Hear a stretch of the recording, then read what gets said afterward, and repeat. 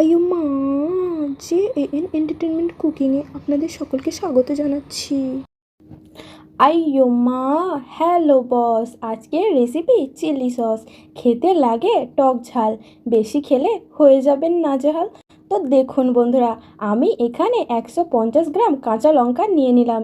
এবার ভালো করে ধুয়ে বোটাগুলো ছাড়িয়ে পরিষ্কার করে নিতে হবে।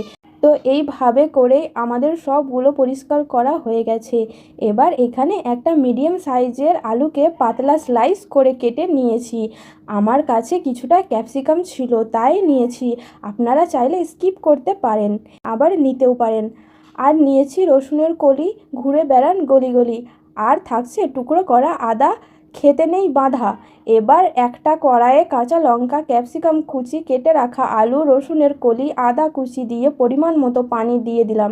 1 টেবিল স্পুন লবণ দিয়ে ঢেকে সিদ্ধ করে নিচ্ছি। গ্যাসের ফ্লেম হাই টু মিডিয়াম রাখতে হবে। তো দেখুন বন্ধুরা, এইভাবে সিদ্ধ করে নিতে হবে, এতটুকুও পানি রাখা যাবে না। এবার কিছুটা ঠান্ডা করে একটা ব্লেন্ডারে ব্লেন্ড করে নিচ্ছি। তো দেখুন কতটা সুন্দর ব্লেন্ড হয়েছে। এবার একটা ছাঁকনির সাহায্যে ছেঁকে নিচ্ছি। ছেঁকে নেওয়া হয়ে গেলে তো ভিডিওটা দেখতে দেখতে একটা গল্প শুনে নিন। আগামীকাল কি রেসিপি বানাবো বুঝতে না পেরে ফ্রিজটা খুলতেই কাঁচা লঙ্কার দিকে নজর গেল। ভাবলাম কি যে বানাবো, ইউটিউবটা একটু ঘাঁটাঘাঁটি করতেই অনেক কটা রেসিপি সামনে চলে এলো। এই রেসিপিটা ভালো লাগলো তাই বানালাম চিলি সস।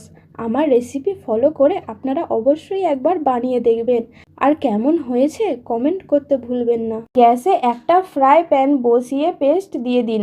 1/2 টেবিল স্পুন চিনি, 1/2 টেবিল স্পুন লবণ, 1/2 টেবিল স্পুন জিরে গুঁড়ো দিয়ে অনবরত নাড়তে থাকুন। এবার 1/3 কাপ ভিনিগার দিয়ে দিন। এবার ভালো করে মিক্স করুন। কিছুটা রান্না করে গ্যাসের ফ্লেম অফ করে দিন। আমি টক ফ্লেভার বেশি পছন্দ করি তাই 2 থেকে 3টি পাতিলেবুর রস দিয়ে ভালো করে মিক্স করে নিলাম। আপনারা মিক্স করতেও পারেন, চাইলে নাও করতে পারেন। যদি মিক্স করেন সেই ক্ষেত্রে লবণটা একটু টেস্ট করে নেবেন। যদি লবণ কম মনে হয় তবে কিছুটা লবণ অ্যাড করে দিতে পারেন। আমি এখানে পরিষ্কার শুকনো বোতলের মধ্যে স্টোর করে নিলাম। নেক্সট ভিডিও কী দেখবেন অবশ্যই কমেন্ট করবেন।